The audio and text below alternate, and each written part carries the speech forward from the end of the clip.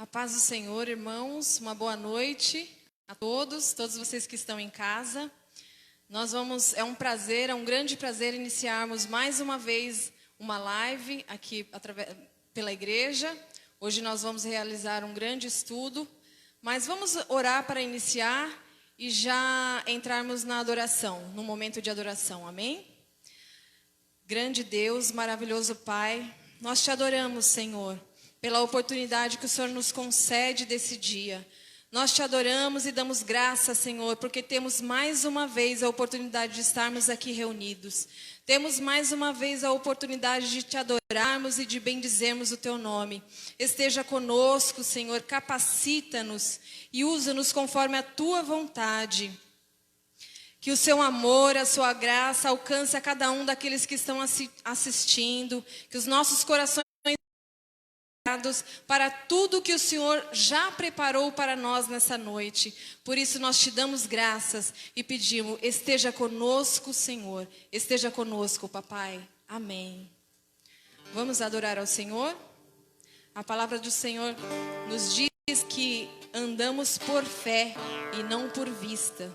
Então aquilo que você está vendo, as suas dificuldades, aquilo que você não tem conseguido alcançar, que você não consegue ver como alcançar, coloque isso nas mãos do Senhor. Coloque diante do Senhor, porque pela fé nós alcançaremos. Amém? Vamos declarar isso?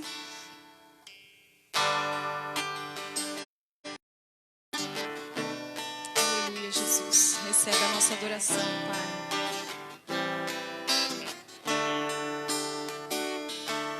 Essa paz que sinto em minha alma não é porque tudo em mim vai bem. Essa paz que sinto em minha alma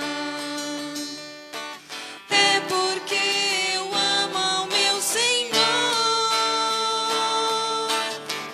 Não olha as circunstâncias, olha o seu amor. Não me guio por vista, alegre estou. Não olha as circunstâncias, olha o seu amor. Não me guio por vistas, alegre estou. Esse gozo que sinto em minha alma não é porque olho ao meu redor. Este gozo que sinto em minha alma é porque eu amo ao meu Senhor. Não olha as circunstâncias, olha o seu amor. Não me guio por vista, alegre estou. Não olha as circunstâncias, olha o seu amor. Não me guio por vista, alegre estou. Ainda que a terra não floresça e a vide não dê o seu fruto, ainda que os montes se lancem ao mar e a terra trema, não olha as circunstâncias, olha o seu amor. Não me guio por vista, alegre estou.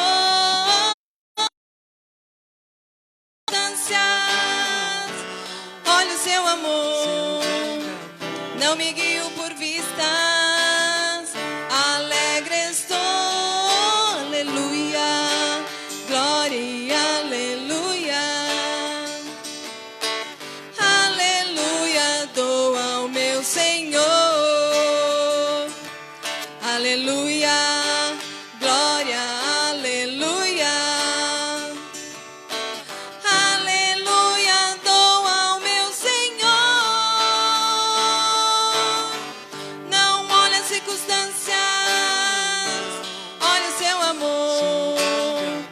não me guio por vistas, alegre estou. Não olho as circunstâncias, olho o seu amor.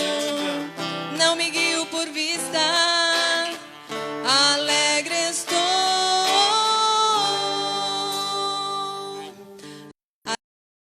Louvado seja o nome do nosso Senhor.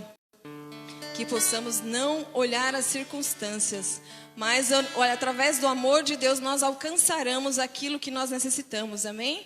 E em Gálatas 5:5, a palavra do Senhor nos diz: porque nós, pelo Espírito da fé, aguardamos a esperança da justiça. Esse louvor que nós vamos cantar agora, ele fala de romper em fé. Se nós formos procurar essa definição, romper é uma palavra que nos faz entender que foi utilizado a força. E que nós possamos então entender que pela força do Espírito que há em nós, nós podemos romper em fé. Essa noite, nós podemos tocar o coração de Deus através da nossa fé. Vamos declarar isso?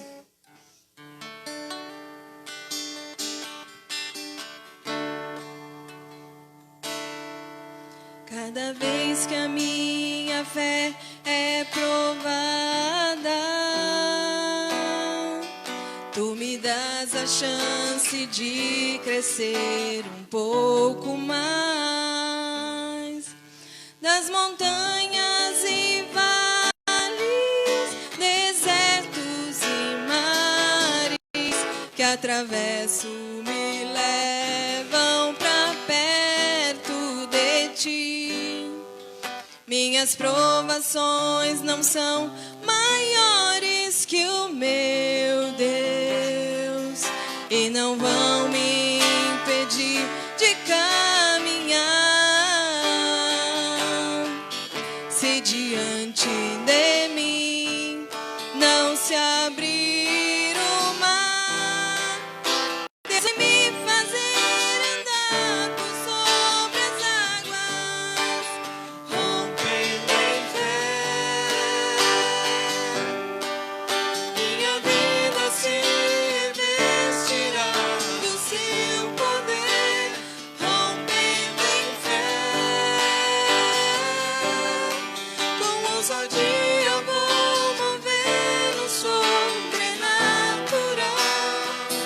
Vou lutar e vencer, vou plantar e colher. A cada dia vou viver rompendo em fé. Cada vez que a minha fé é provada, tu me das a chance de crescer um pouco mais. As montanhas e vales, desertos e mares que atravesso me levam pra perto de ti. Minhas provações não são maiores que o meu Deus e não vão me impedir de caminhar. Se diante de mim não se abrir o mar, Deus vai me fazer andar por sobre as águas, rompendo em fé. Minha vida se revestirá do seu poder, rompendo em fé. Com ousadia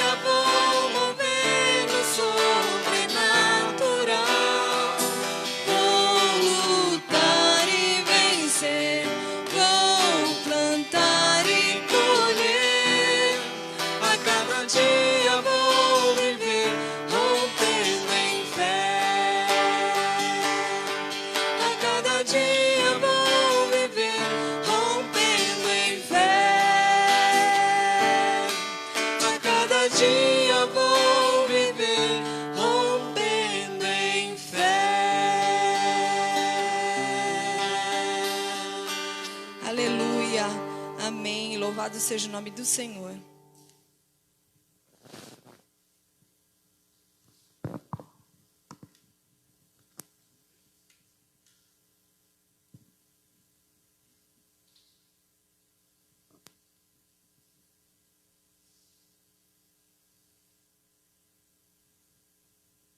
Meus irmãos, boa noite, graça e paz.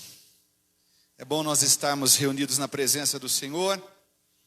Apesar das circunstâncias adversas que nós estamos vivendo, nós não podemos parar de louvar o nome desse Deus tão maravilhoso. E louvamos a Deus também quando nós oferecemos a Ele a nossa atenção. Louvamos a Deus também quando nós nos dedicamos em compreender os seus caminhos, a sua vontade, quando nós nos dedicamos em compreender os seus mandamentos, os seus estatutos, as suas instruções, porque elas preservam a nossa vida. Ela propicia fé em nosso coração, e é por isso que nós não podemos nos apartar dessa palavra, a palavra de Deus. E hoje nós vamos retomar o nosso estudo. Nós estamos estudando o livro de Êxodo, e eu já peço a você, se ainda não parou, se ainda não conseguiu reunir a família agora para assistir esse momento, que você chame a família, reúna a família em volta dessa transmissão, e vamos celebrar o nome do Senhor com a nossa atenção, com a nossa disposição para ouvi-lo. Se você não preparou papel e caneta, eu quero aqui, enquanto estou conversando com você, pedir que você pegue a sua Bíblia, pegue papel, caneta. Vamos estudar a palavra de Deus, vamos conhecer o propósito de Deus na revelação do Êxodo e o que o Senhor tem a falar com a gente nessa noite, no capítulo 34. Vamos fazer isso? É importante que você tenha a sua Bíblia nas mãos, porque nós vamos caminhar pela palavra de Deus nessa oportunidade que Deus nos concede. Semana passada, nós estudamos o capítulo 33, e a ênfase do capítulo 33 é Moisés mais uma vez intercedendo pelo povo, rogando a Deus a sua misericórdia, a sua graça, para que o povo não sofresse as consequências imediatas do seu pecado. Nós vemos também, em próprio Êxodo, capítulo 33, Moisés rogando a Deus que revelasse a sua glória.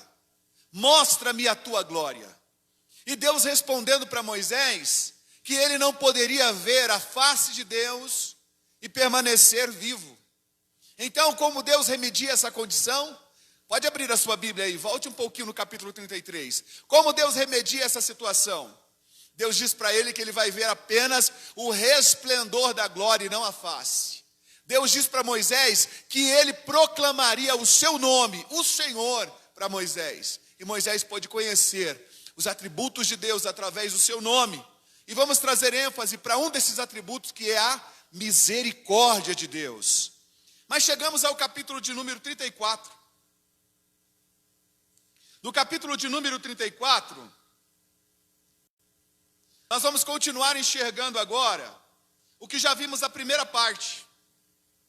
Na primeira parte nós fizemos uma pergunta: como pode um Deus santo viver no meio de um povo pecador? E a resposta já foi dada: por causa da sua misericórdia. Por causa da misericórdia de Deus, por causa da misericórdia por meio do nome de Deus, agora, através do Filho, Deus pode habitar no meio do seu povo. Mas nós vamos ainda discorrer nesse capítulo 34, mais duas respostas de Deus para nós, mediante a sua manifestação de misericórdia e graça. A primeira coisa que nós vamos falar hoje é que a identidade do povo só pode ser por meio da aliança de Deus. A identidade do povo só pode ser percebida, visível, manifestada por intermédio da aliança que Deus fez com o povo. Capítulo 34, Moisés pega duas tábuas novas e ele vai para onde? Para o monte.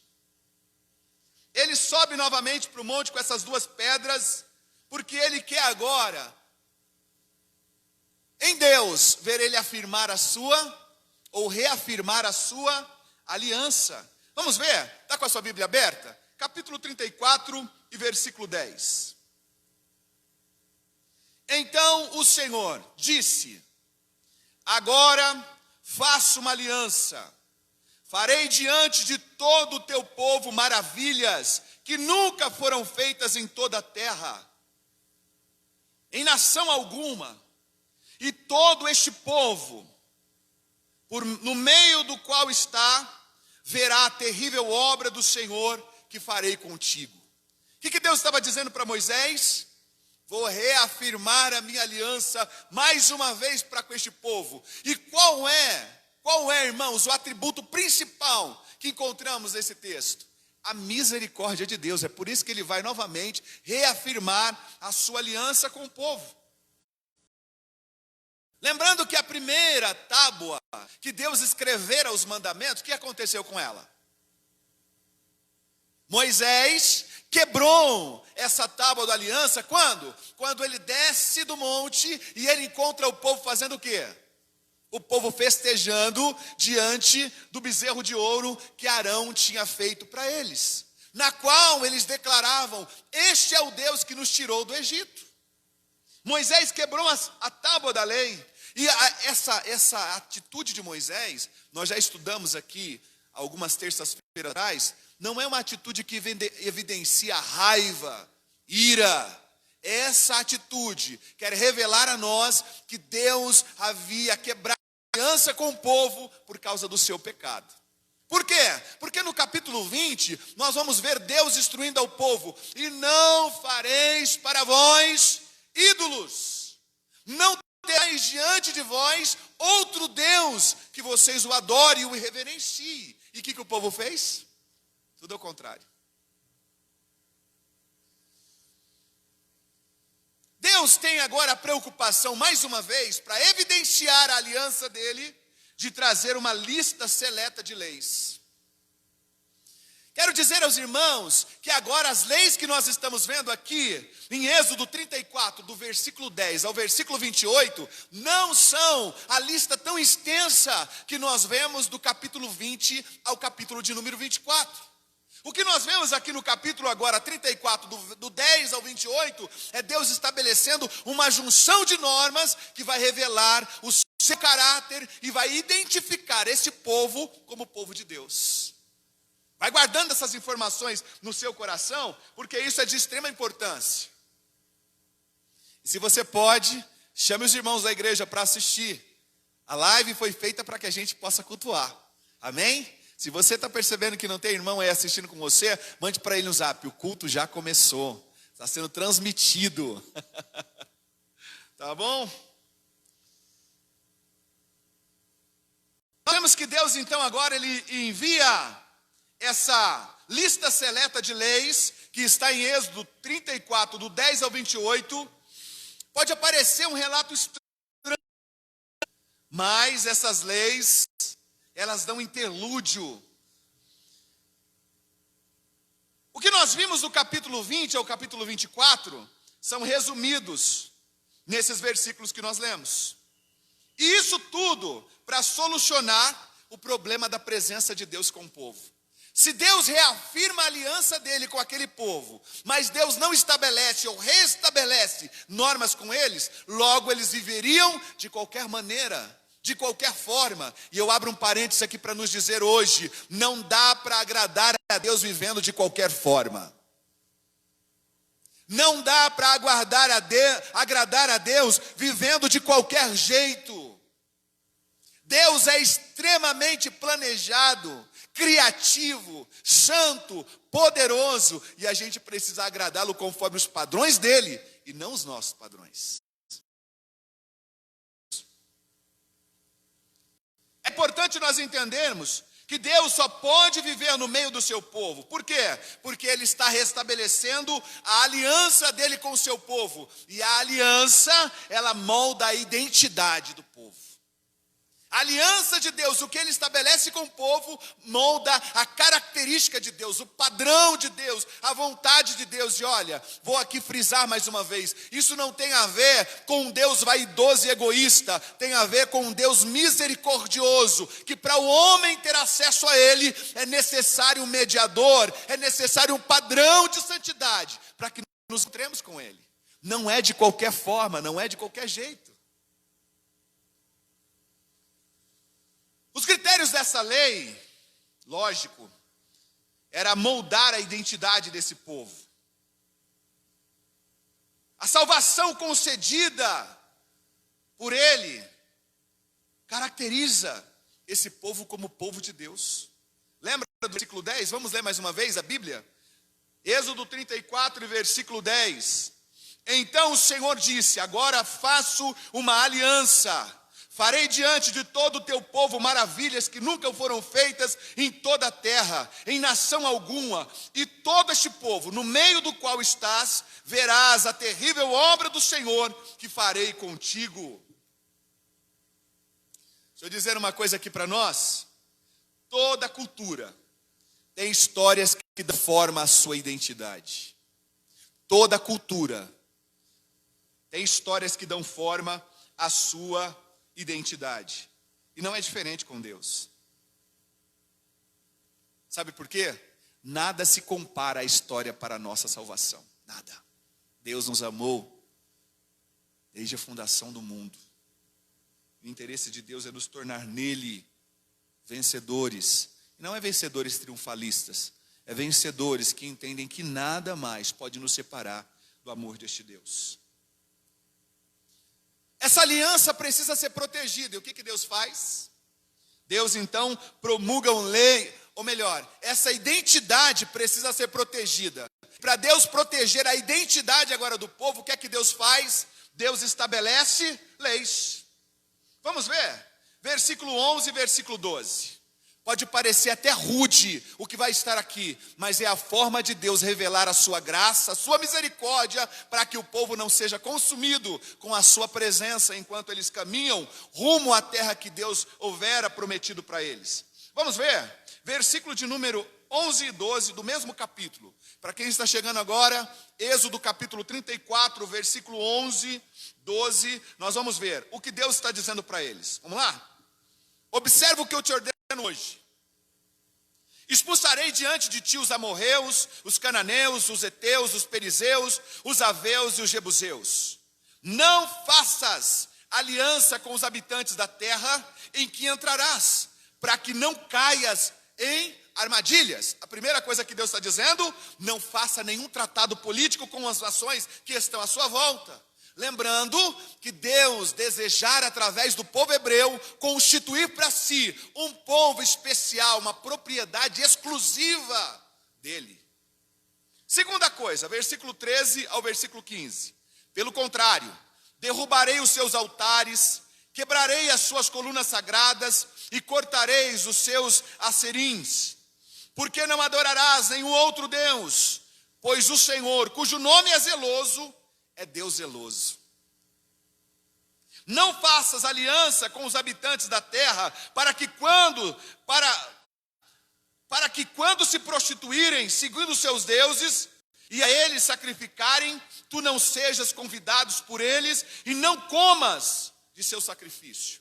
Segunda coisa, não deve participar das práticas religiosas das outras nações. Lembrando que Deus estabeleceu em Êxodo 20 qual é o formato que lhe agradara. Quais são as leis que norteavam o culto do povo, a maneira com que o povo deveria se relacionar com ele. E por último, versículo 16. Não tome para teus filhos mulheres entre as filhas deles, para que quando eles se prostituírem com os deuses deles, não levem também teus filhos a se prostituírem com esses deuses.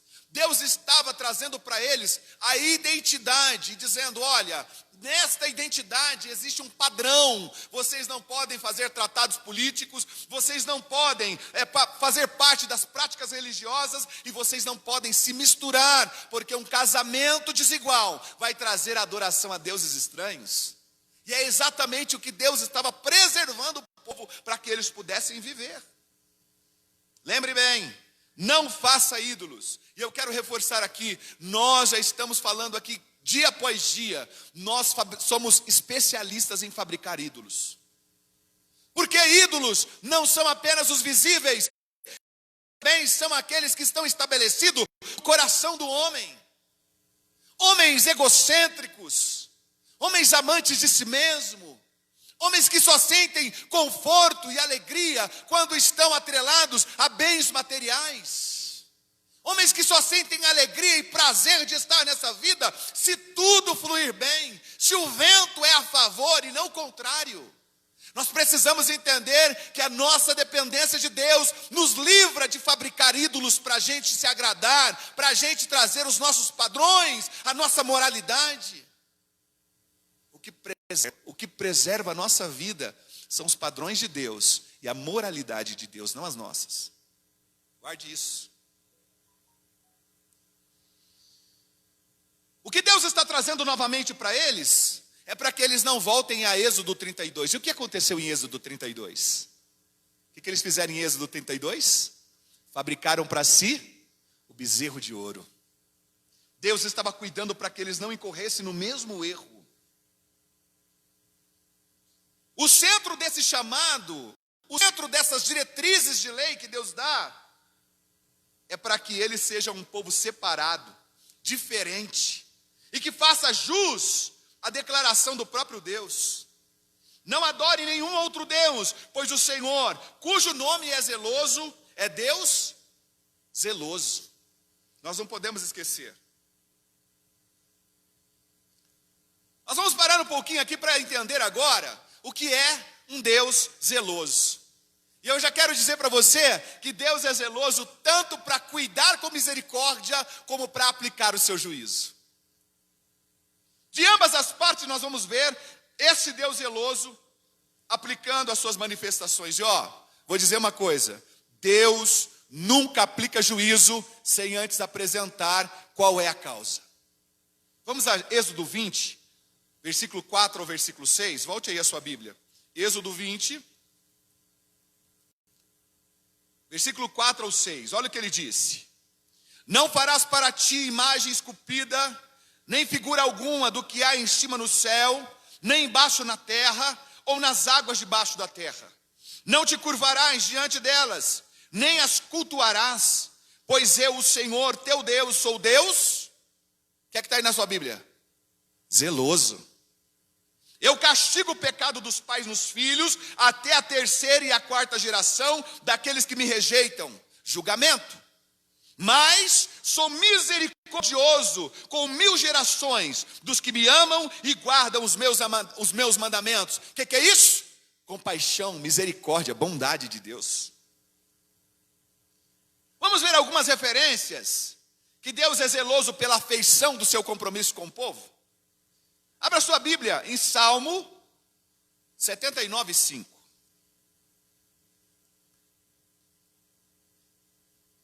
Vamos ver algumas passagens que vai trazer essa conotação, esse entendimento. Verso 5 diz assim: até quando, Senhor? Ficarás irado para sempre? Arderá teus ciúmes como fogo? Vamos ver, Isaías 63 e 15.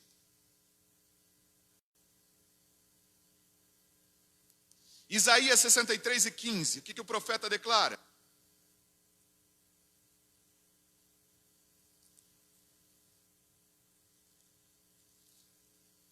Diz assim: atenta lá dos céus e vê, lá da tua santa e gloriosa morada, onde estão o teu zelo e as tuas obras poderosas, a ternura do teu coração e as tuas misericórdias para comigo foram recolhidas? Está fazendo uma pergunta para Deus. Por quê? Porque é tempo de julgamento. Vamos ver outra passagem. Zacarias, capítulo 8. Zacarias, capítulo 8. Versículo 2.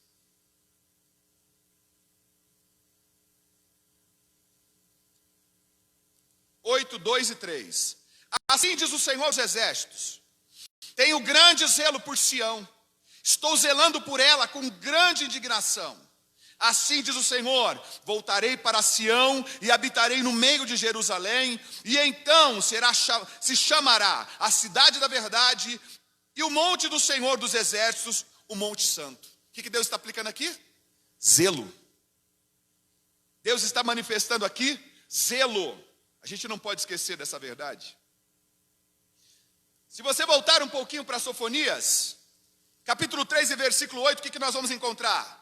Portanto, diz o Senhor: esperai por mim no dia em que eu me levantar para saquear, porque o meu propósito é ajuntar nações e reunir reinos, para derramar a minha indignação e todo o furor da minha ira sobre eles. Essa terra toda será consumida pelo fogo do meu zelo. Deus é zeloso até para aplicar julgamento.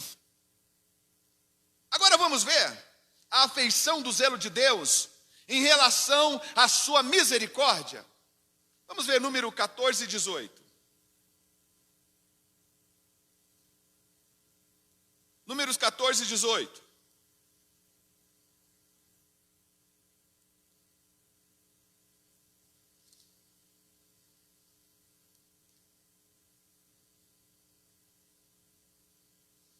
Diz assim: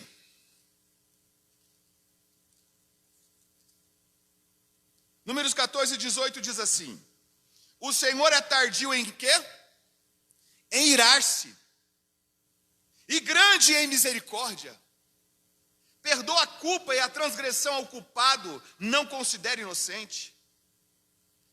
Perdoa a culpa e a transgressão ao culpado, não considera inocente, mas castiga a culpa dos pais nos filhos até a terceira e a quarta geração. Ele é tardio em irar-se. Vamos ver outra passagem, Salmos 103. Salmo 103, verso 8 e verso 17. Olha o verso 8. O Senhor é compassivo e misericordioso, demora para irar-se e é grande em amor.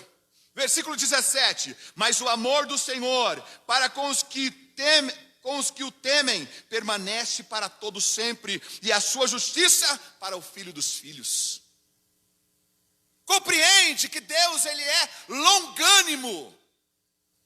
Mas se nós não preservarmos pelo que ele estabelece para que tenhamos vida, o que virá sobre nós? A ira. Por quê? Porque Deus é zeloso. Deus, ele estabelece conosco uma aliança, e o seu cuidado, a sua graça está sobre nós para que não sejamos destruídos. Essa é a verdade. Existem outras passagens, se você está tomando nota, Neemias 9:17, Jeremias 32, 18 e 19, Naum 1 e 3. Naum é importante porque o versículo 2 vai mostrar julgamento, mas o versículo 3, misericórdia. Deuteronômio, capítulo 5, versículo 9 e 10. 1 Reis 3 e 6, Salomão apresentando a Deus a misericórdia de cuidar de Davi e preservar no trono a herança de Davi, que é o próprio Salomão. Lamentações 3 e 32 e Daniel 9. Todas essas passagens que nós acabamos de ler aqui, ou acabamos de citar também, vai mostrar que Deus é zeloso também quanto à sua misericórdia. Se você quiser verificar na sua Bíblia, você vai encontrar em Ezequiel capítulo 20, quando o povo está errando, quando o povo está pecando contra Deus, o que Deus vai fazer com eles. Deus vai expor exatamente a história que aconteceu do capítulo 32 ao capítulo 34, quanto ao povo de Israel, quando eles erraram o alvo. Deus está expondo através do profeta Ezequiel que ele já viveu a experiência que ele estava vivendo novamente com o povo, porque Deus conhece o futuro. Deus sabe das coisas. Deus vê todas as coisas. Deus é onisciente, a gente não pode esquecer.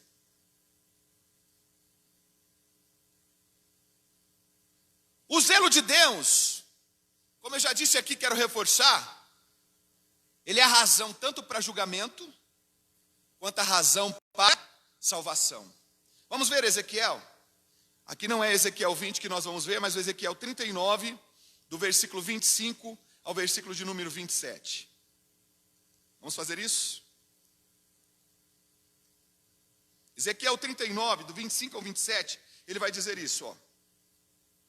Portanto, assim diz o Senhor Deus: agora tornarei a trazer Jacó e me compadecerei de toda a casa de Israel. Terei zelo pelo meu santo nome. Quando habitarem seguros na sua terra, sem terem medo de ninguém, eles se esquecerão tanto da sua vergonha, como de todas as infidelidades pelas quais transgrediram contra mim. Quando eu os trouxer de volta dos povos e os houver ajuntado das trevas de seus inimigos, serei santificado neles, aos olhos de muitas nações.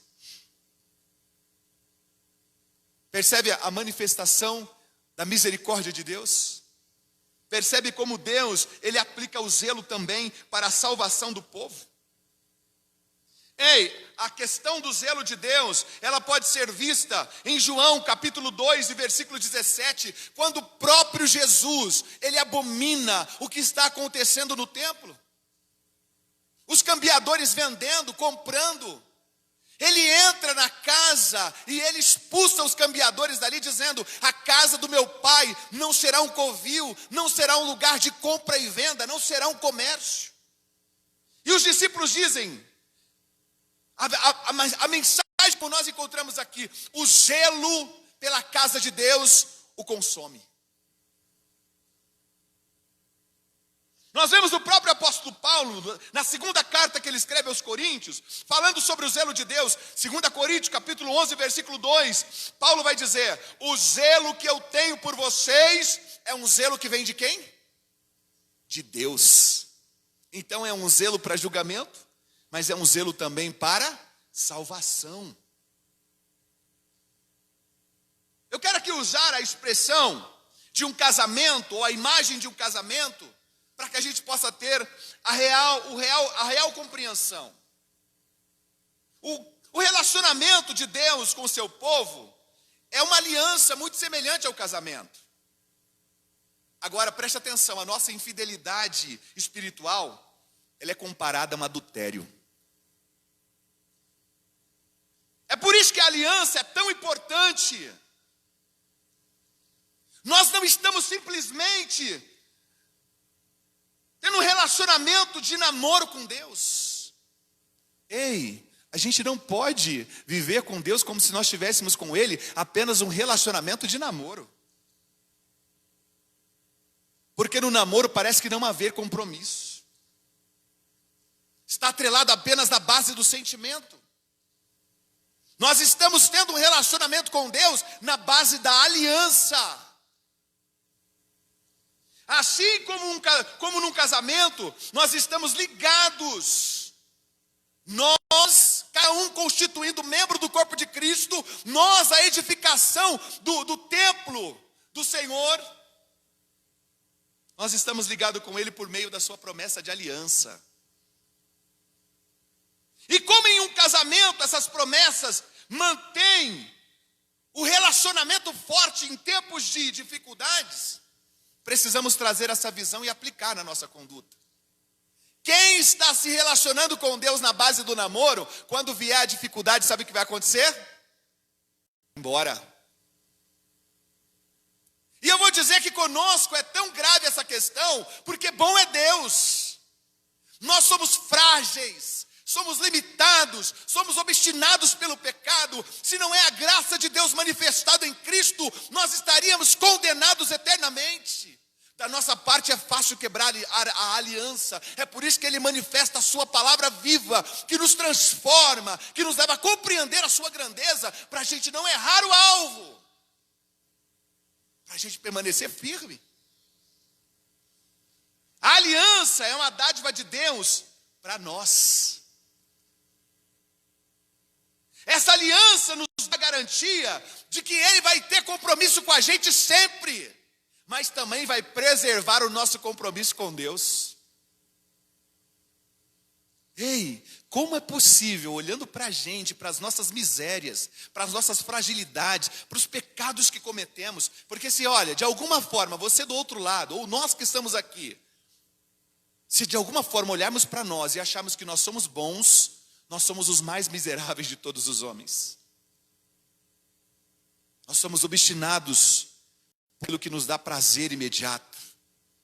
Somos obstinados por satisfações efêmeras, passageiras, enquanto o Senhor nos convida para o que é de fato eterno.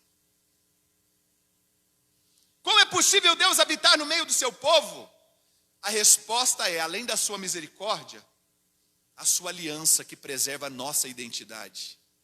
Quando nós caminhamos aqui, quando nós vivemos aqui, dentro dos padrões de Deus, a gente revela a quem nós pertencemos.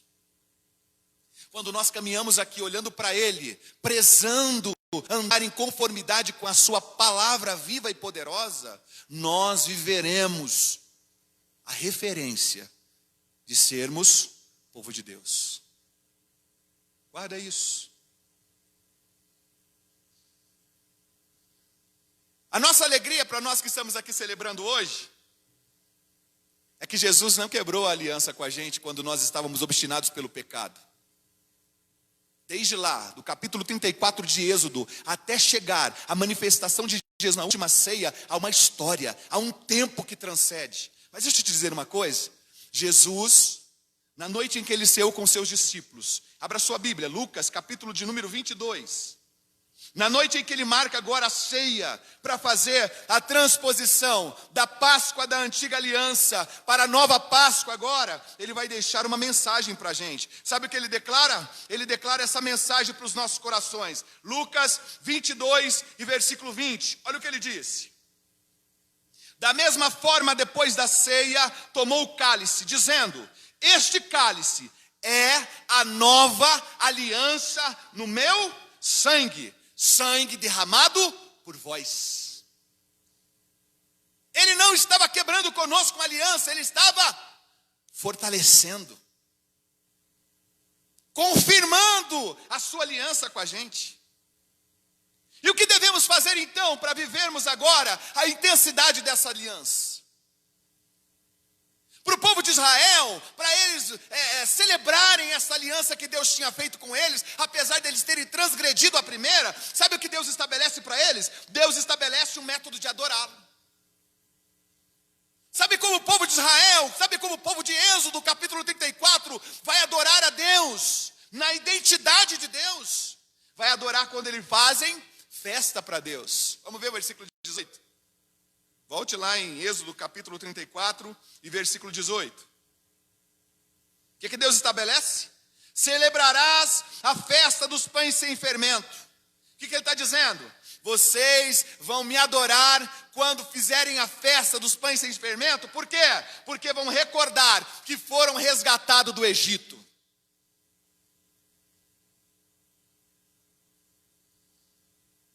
Versículo 19 e 20. Todo o primeiro a sair do ventre me pertence. Todo o primeiro macho que nascer do seu rebanho, das vacas e das ovelhas. O que ele está dizendo? O primeiro que eu estou pedindo vai se referenciar ao primogênito, porque o Senhor eliminou os primogênitos do Egito, mas preservou todo o primogênito da casa dos hebreus. Vocês vão me adorar quando vocês celebrarem a mim, fazendo uma conjunção. Versículo 21. Trabalharás durante 6 dias, mas no 7º dia descansará. Descansará tanto no tempo de arar, como no tempo de colher. O que Deus está dizendo? Vocês eram escravos, mas eu os resgatei. Estou levando, conduzindo vocês para a terra que mana leite e mel. Vocês precisam aprender a descansar.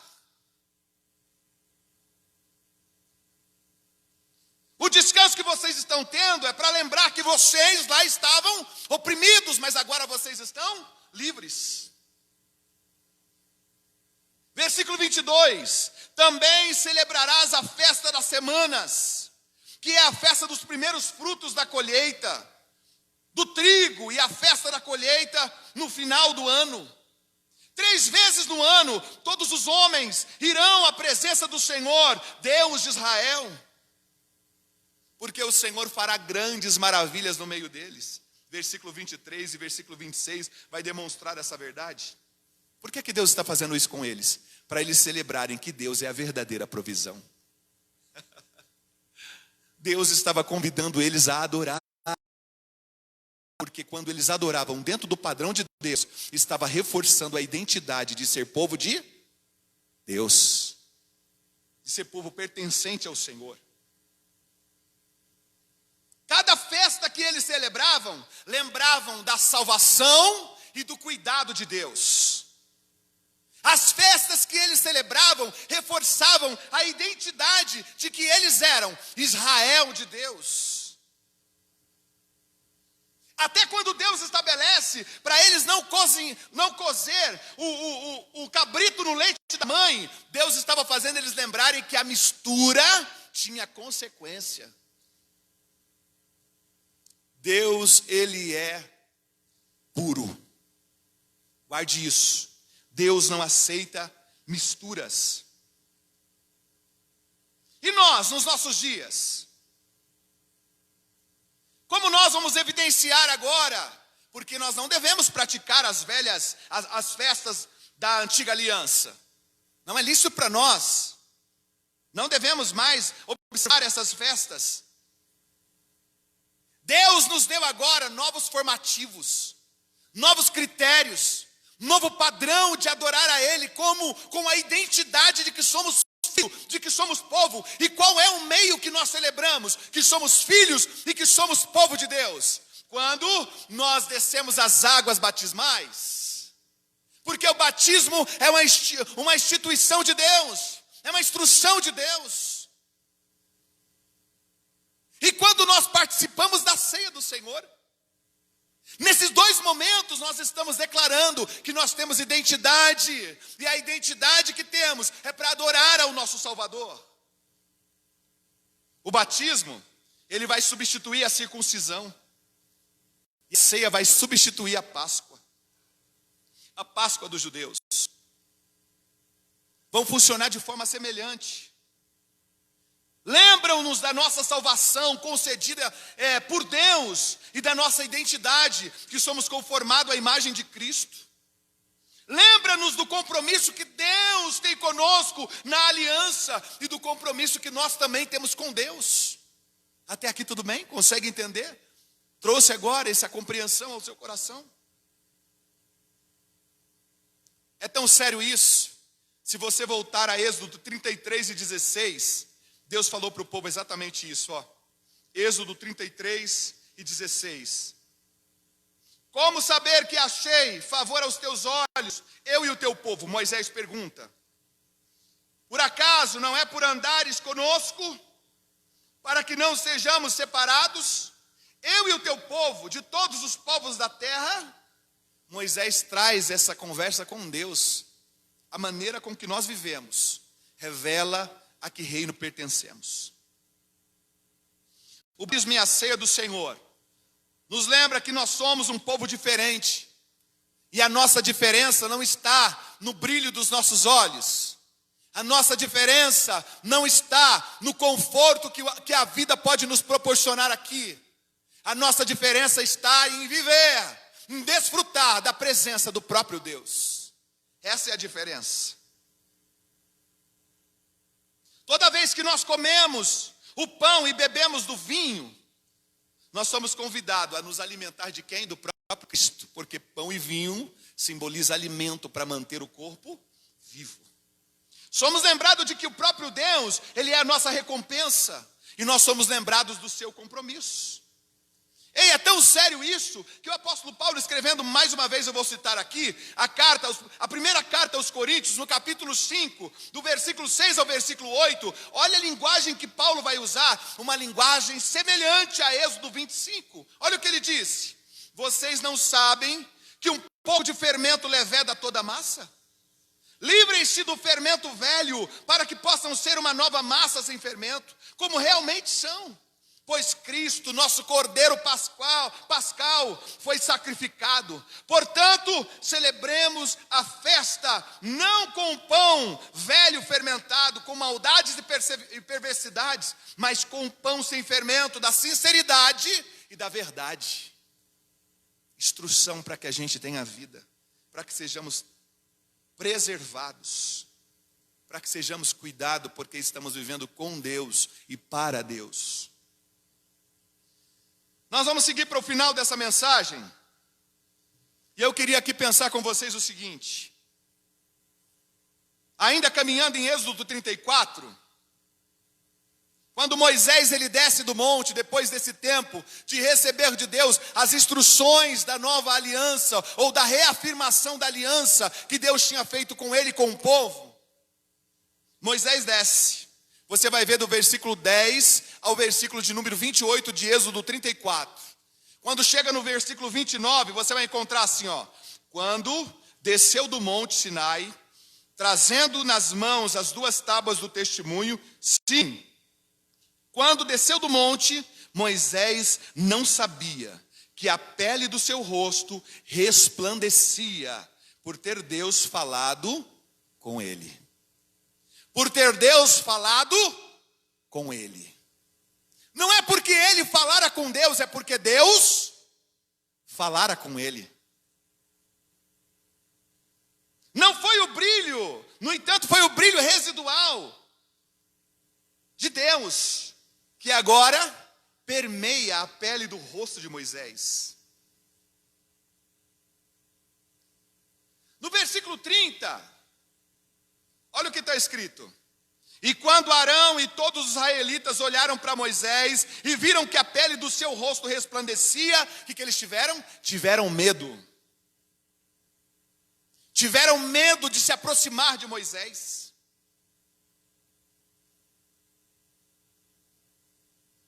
Portanto, Moisés usa um véu sempre que fala com o povo. Vamos ver? Do 31 ao 35. Então, Moisés o chamou, e Arão e todos os líderes da comunidade foram até ele, e Moisés falou com eles.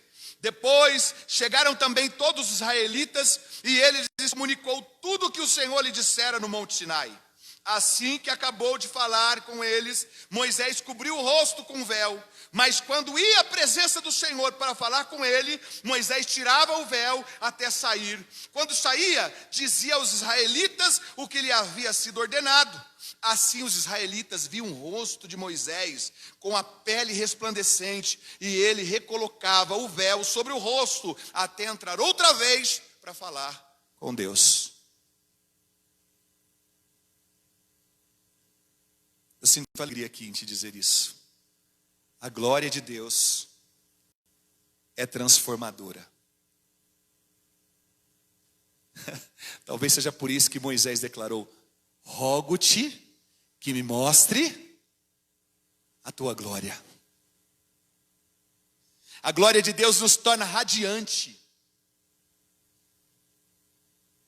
Em Êxodo, somente uma pessoa poderia experimentar a glória de Deus. E portanto, só essa pessoa podia ser transformada por essa glória. E hoje? São só os líderes? São só os membros? São só os justos? Abra sua Bíblia aí, João 1:14.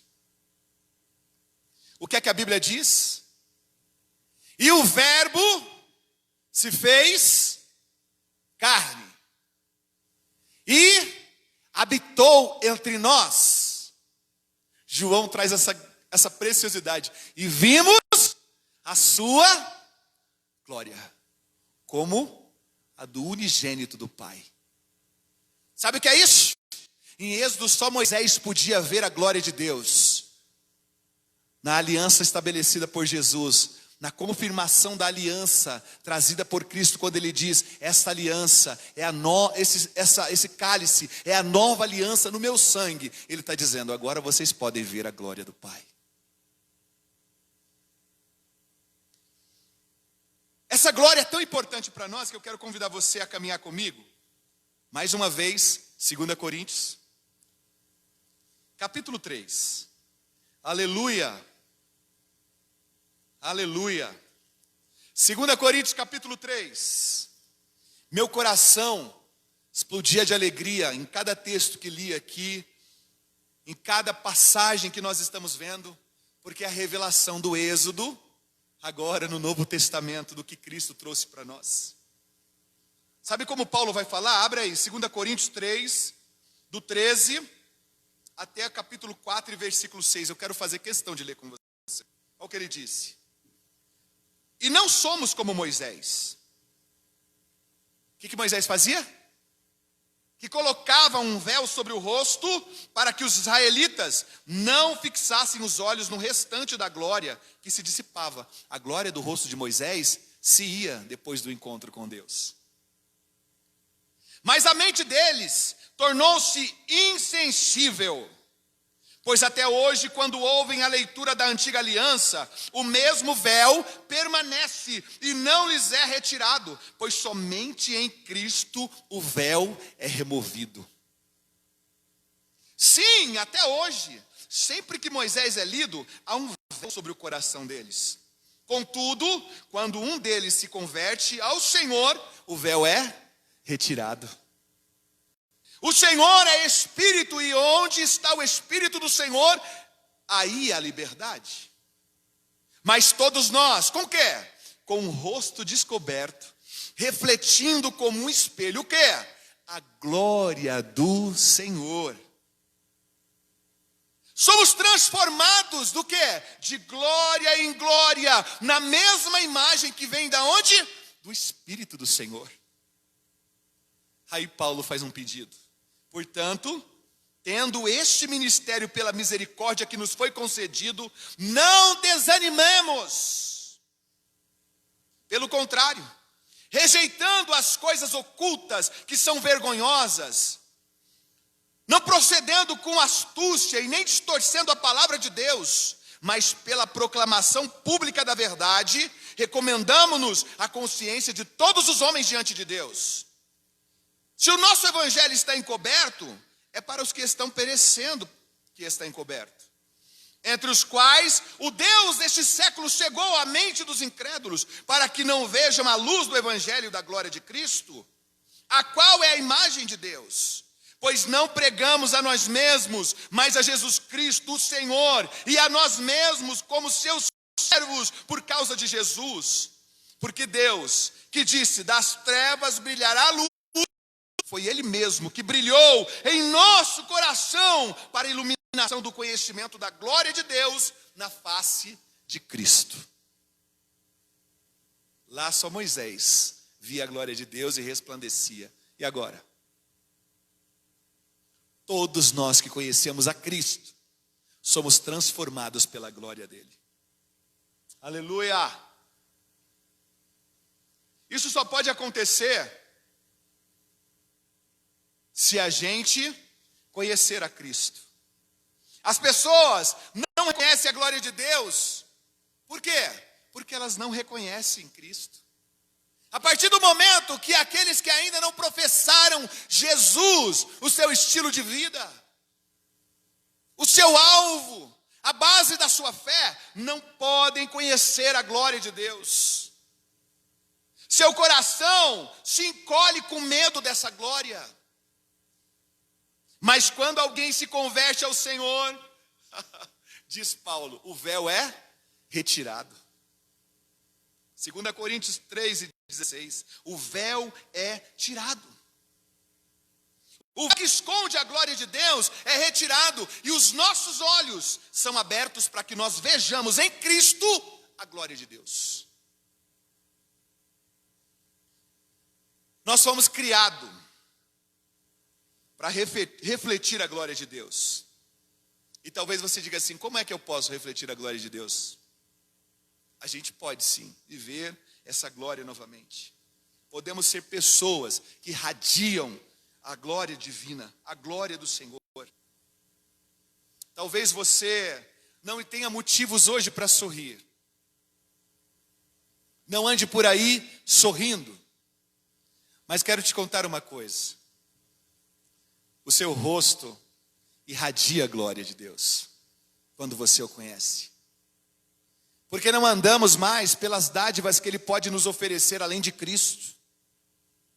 Não são as bênçãos do Senhor mais importantes do que o sacrifício de Cristo. Não é a bonança, não é a escassez, não é a saúde, não é a enfermidade, não é a vida nessa literalidade, não é a morte. Agora é o encontro com Cristo que nos concede convicção de que a nossa vida está segura, não agora somente, mas para sempre. A glória de Cristo irradia nos nossos olhos, porque não temos mais medo de chegar à presença de Deus, como o escritor da carta aos Hebreus escreve: portanto, entre com ousadia pelo novo e vivo caminho que foi aberto pelo próprio Cristo. Nós não temos mais medo da glória de Deus, porque agora somos chamados de filhos.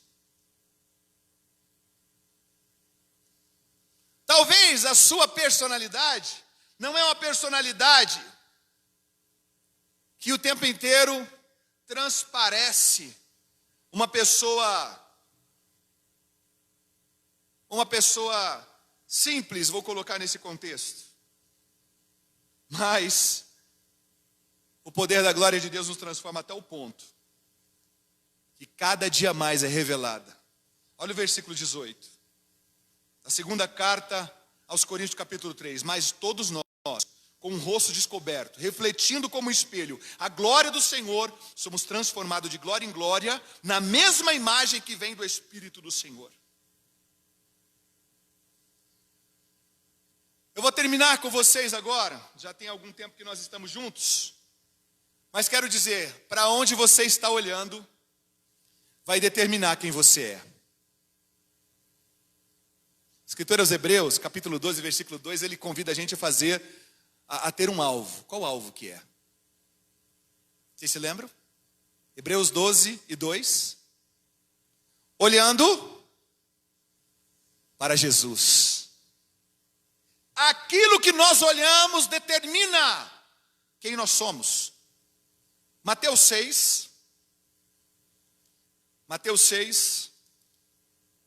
22 ao 23.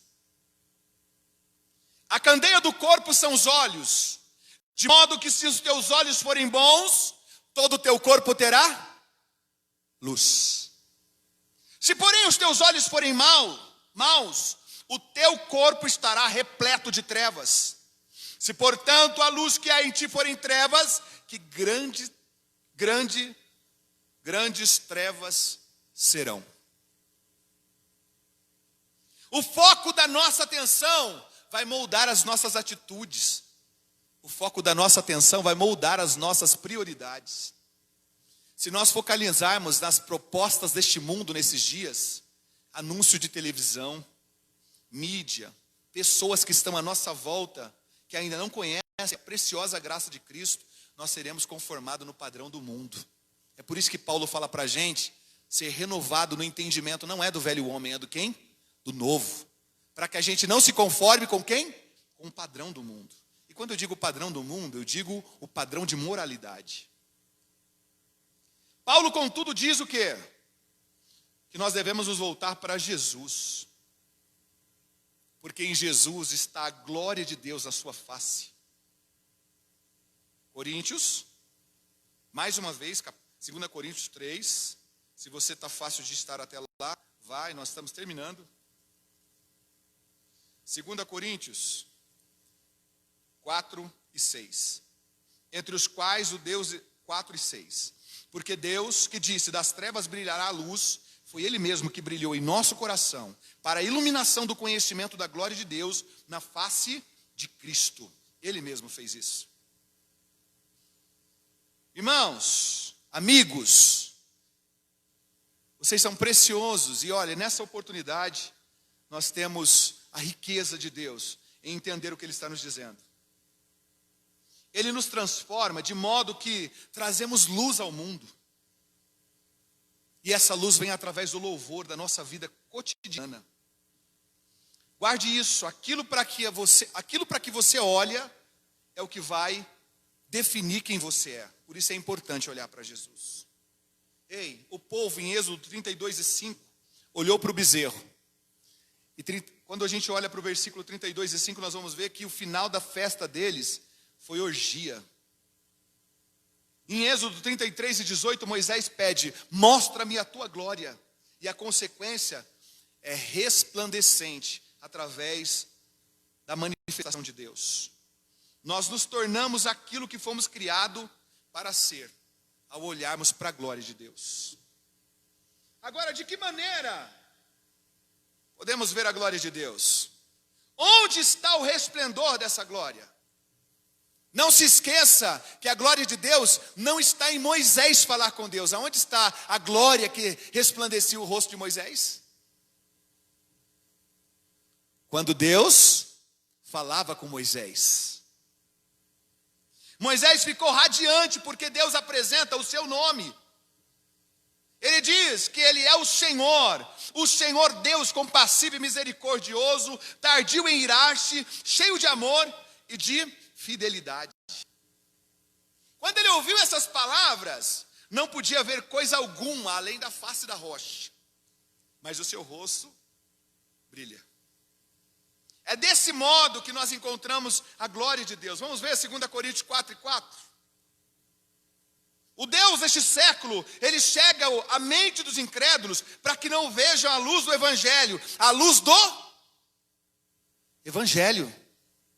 As pessoas estão sendo proibidas pelo Deus deste século de encontrar luz no Evangelho de Deus.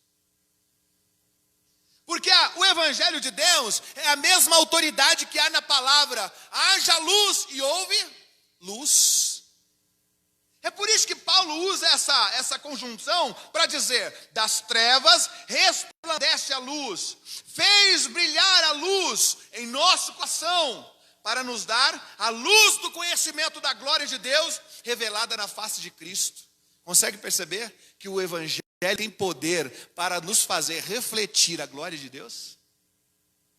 O Evangelho é poder de Deus para a nossa salvação, diz o próprio apóstolo Paulo, à igreja de Roma, Romanos 1:16.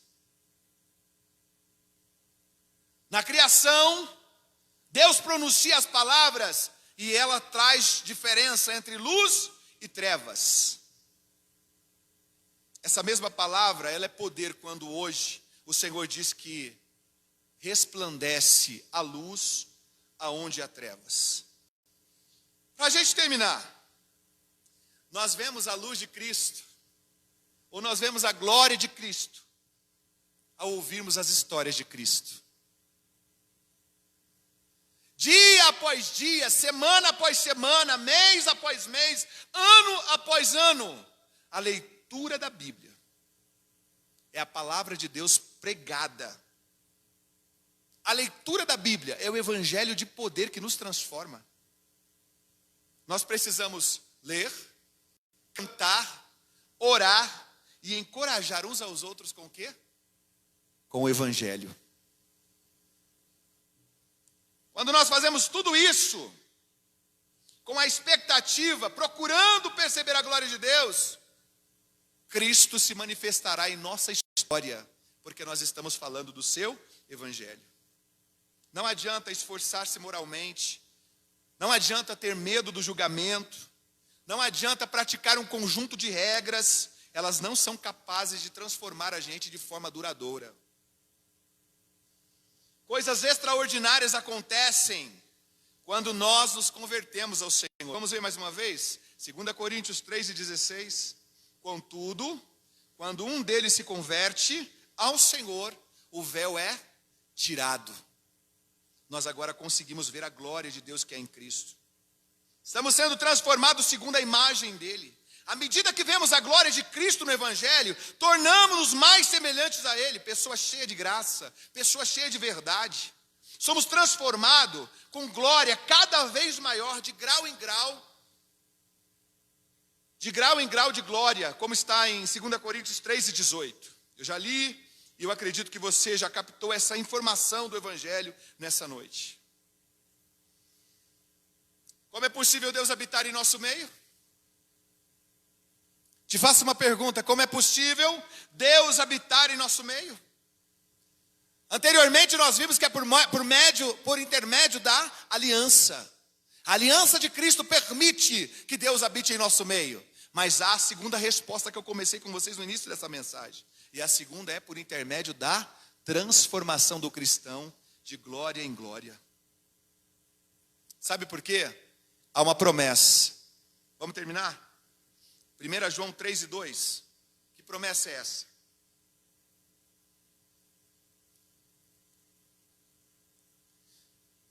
João 3:2.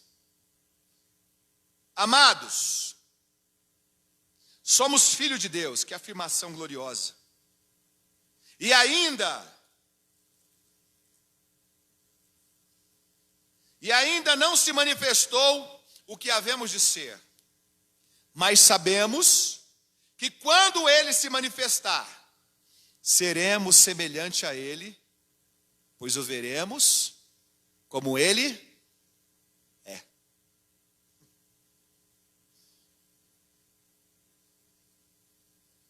Ao nos transformar à semelhança de Cristo, por intermédio da sua glória, vamos entender no futuro que assim como ele é, nós o veremos. Essa transformação começa quando recebemos a Cristo.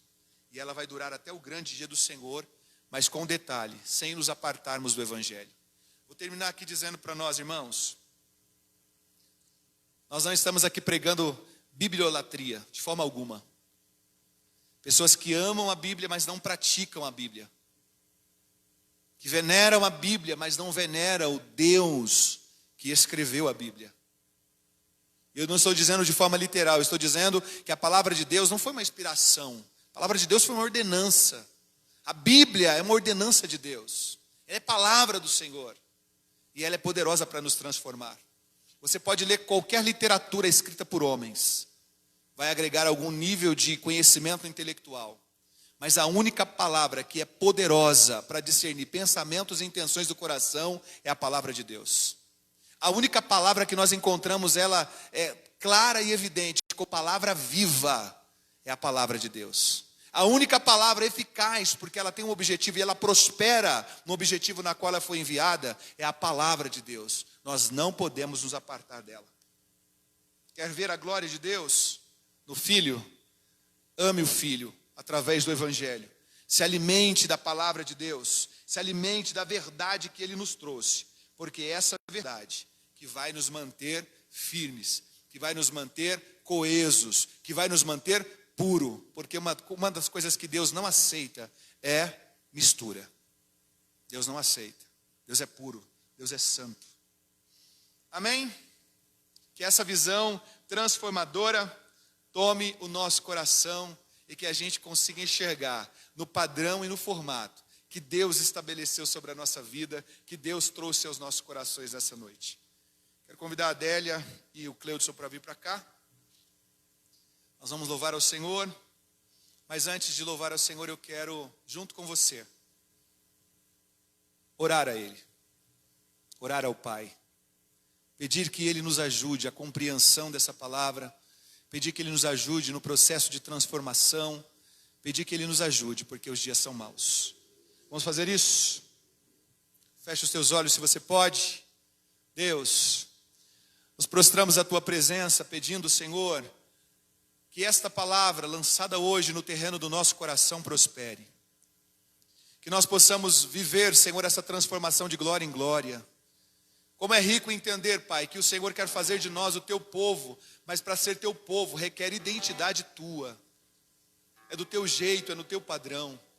Como é bom entender que o batismo, Senhor, e a ceia são celebrações, é a adoração que revela a nossa identidade, Senhor, em Ti. Como é bom entender, Senhor, que agora em Ti, Jesus, Jesus, em Ti, a glória de Deus é revelada aos homens. Como é bom entender que essa glória nos transforma de glória em glória até chegarmos à perfeita varonilidade.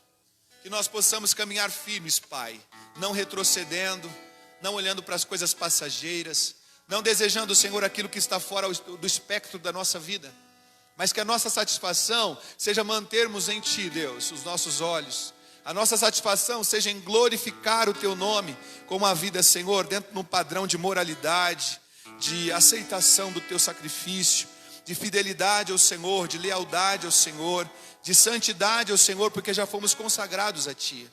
Ajuda-nos, Senhor. O momento é propício, Pai, o momento em que as nações estão todas focadas, Senhor, em neutralizar um vírus, Senhor, em salvar vidas, e que isso é importante, reconhecemos o valor desse esforço, mas que precisamos também olhar para Ti sem medo, Pai, que nada vai impedir a nossa comunhão contigo, nem a vida, nem a morte, nem anjos, nem principados, nem potestades, nem a fome, nem a nudez, nada, Senhor, pode já agora nos separar deste amor. Te adoramos, Senhor, te adoramos, te agradecemos pela oportunidade de passar esse tempo aqui, de louvar o Teu nome, de degustar dessa palavra viva e poderosa. Fique com a gente, nos despede na Tua paz, na Tua graça, fortalecidos em Ti. Que a semana seja uma semana de meditação. Senhor, aqueles que estão aqui assistindo, Pai, aqueles que estão nos seus lares assistindo essa mensagem, recebendo essa mensagem, se estão enfraquecidos, Pai, porque não conseguem tirar um tempo de leitura, renove as forças dos Teus filhos. Se estão, Senhor, enfraquecidos, porque já não conseguem mais gastar tempo, Pai, para ouvir a Tua palavra, é a Tua palavra que nos faz resplandecer, Senhor, é a Tua palavra que nos faz transformar-se naquilo que o Senhor quer que sejamos, em quem o Senhor quer que nós sejamos. Por isso, Pai, fortalece nessa noite, pelo vigor da palavra, pela presença do Senhor, que transcende esse espaço, que está em todos os lugares ao mesmo tempo.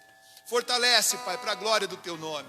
Senhor, nós aqui oramos que todas as hostes malignas, Pai, que todo levantado adversário contra a igreja do Senhor, que toda a fúria do adversário seja neutralizada, que ferramenta nenhuma prospere, Senhor, contra os Teus. Apresentamos os governos estabelecidos na nossa nação e nas demais nações, Pai, porque o coração do rei continua nas Tuas mãos. Pedimos que o Senhor dê as diretrizes, Pai, aonde haja justiça, manifestação de justiça, coerência e verdade. Deus, nós acreditamos na oração que chega diante da Tua presença, porque o Senhor nos instrui, Pai, a perseverar na oração. Transforma o cenário caótico, Pai. Pedimos a Tua graça ao cenário econômico do país. Deus, há uma inquietação, há uma insegurança, porque o mercado de trabalho, com as consequências da crise sanitária que nós estamos vivendo, Pai, parece que vai ter tantas emissões, reduções de salários, fome, necessidades. Pai, o nosso socorro, Deus, o nosso socorro vem do Senhor. Eu quero citar aqui hoje, Deus, o salmista cantando a Ti o Salmo 121. Eleva os meus olhos para os montes, de onde me virá o socorro? Mas a resposta é imediata: o meu socorro vem do Senhor. Que essa paz, Senhor, que essa calmaria possa adentrar os lares, possa trazer serenidade, coerência, possa trazer conforto, convicção a cada coração, e que a gente possa avançar, Pai, de fé em fé. Não parando na caminhada, mas correndo a caminhada cristã, como está em Hebreus capítulo 12, correndo com paciência a carreira que nos está proposta, não embaraçando-nos com o pecado que tão de perto nos rodeia, mas olhando para Ti, Senhor, que é o autor e o consumador da nossa fé. Sustém com graça, Pai, aqueles que perderam entes queridos. Pode ser que alguém agora esteja assistindo, ou no futuro assista essa mensagem, que perdeu um ente querido. Consola o coração, Pai. Tu és o único Deus que pode consolar o coração do homem, Pai, porque nós não fomos feitos para a morte. A morte é uma consequência do pecado. Ajuda, Senhor, as famílias enlutadas, ajude as famílias, Pai, que estão com ente querido agora hospitalizado. Alguns, Senhor, diagnosticado com enfermidade, que só o Senhor pode intervir. Outros, Pai, aguardando um milagre ali nas UTIs. Outros aguardando no quarto uma sentença. Senhor, vai de encontro com a Tua graça, com o Teu milagre, com o Teu poder, mudando o cenário conforme a Tua vontade, que é boa, perfeita e agradável, Senhor. Vai de encontro, manifesta milagres desse tempo. Não apenas na nossa nação, mas em todos os lugares que há corações clamando, pessoas necessitadas. Revela o Teu caráter de misericórdia, Senhor. O Teu caráter que é tardio em irar-se. O Teu caráter, Pai, que ainda no julgamento existe amor. Deus, nós oramos e apelamos para Ti, Deus. Nada e nem ninguém pode mudar o cenário, se não for a intervenção divina, se não for a tua intervenção. Senhor, eu apresento as famílias. Ó Deus, é triste olhar agora, Deus, os noticiários apresentando, ó Deus, um crescimento, Deus, das ofensas, um crescimento, Senhor, dos abusos, Senhor, de maridos excedendo na ira, de mulheres excedendo na ira, ó Deus, do crime. Senhor, tem misericórdia. Nós apelamos para a tua intervenção dos lares. Vem, Senhor, trazendo a tua paz, o entendimento do que é um casamento abençoado, um casamento próspero, um casamento feliz, Pai. Aonde instaurou o pecado, aonde rompeu, Senhor, o curso de uma aliança, restaura para a tua glória, porque o Senhor é o único que pode fazer. Nós oramos, Senhor, confiando no que o Senhor está presente, de que o Senhor ouve as nossas orações, as nossas súplicas, e de que o Senhor atende aos necessitados. No nome de Jesus, Pai, pedimos a tua graça. No nome de Jesus pedimos a tua companhia, para a tua glória, Senhor, e te agradecemos. Amém. Amém. Vamos louvar? E vamos adorar. Vamos declarar quem o Senhor é? Aleluia. Aleluia.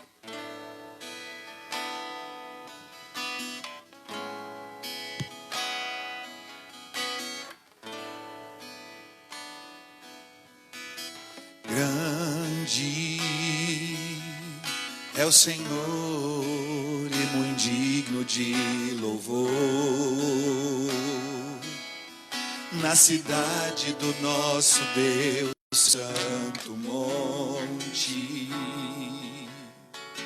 Alegria de toda a terra.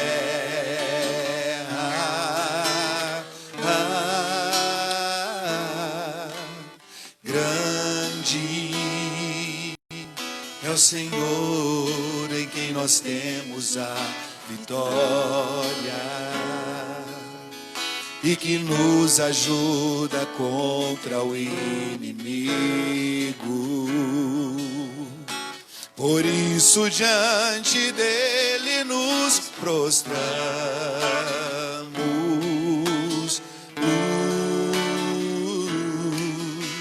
queremos o teu nome engrandecer e agradecer-te por tua obra em nossas vidas. Confiamos em teu infinito amor, pois só tu és o Deus eterno sobre toda a terra e céu. Queremos o teu nome engrandecer, vamos dizer. Queremos o teu nome engrandecer. Diga para ele. E agradecer-te por tua obra em nossas vidas. Confiamos em teu infinito amor, pois só tu és o Deus eterno sobre toda a terra e céu.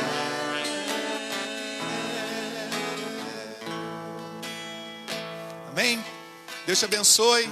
Quinta-feira tem culto no lar. Se você quiser acompanhar a gente, nós estamos comunicando aí as informações pelas mídias do Ministério Arca. O Ministério Arca está no YouTube. Entra lá, se inscreve no canal. Está no Instagram, curte também lá, siga a página do Ministério Arca no Instagram. E também o Ministério Arca está no Facebook, aqui onde fizemos essa transmissão. Entendemos que esses veículos são veículos de evangelização. O nome de Deus pode ser conhecido através da mensagem compartilhada. Faz isso, com certeza, dia após dia seremos edificados até nos encontrarmos com o Senhor. No domingo nós estaremos de volta aqui em mais um culto, às 18 horas. Fique atento aí para você participar com a gente em mais esse tempo de celebração ao Senhor. Eu costumo dizer aqui, eu acredito que quem professa Cristo também entende essa verdade. Se Cristo não voltar para nos buscar, nós estaremos aqui celebrando a Ele enquanto aguardamos o seu grande dia, servindo a Ele com alegria. Uma noite de bênção, uma continuidade de semana cuidada pelo Senhor, é o que nós desejamos. Fiquem com Deus, fiquem na paz.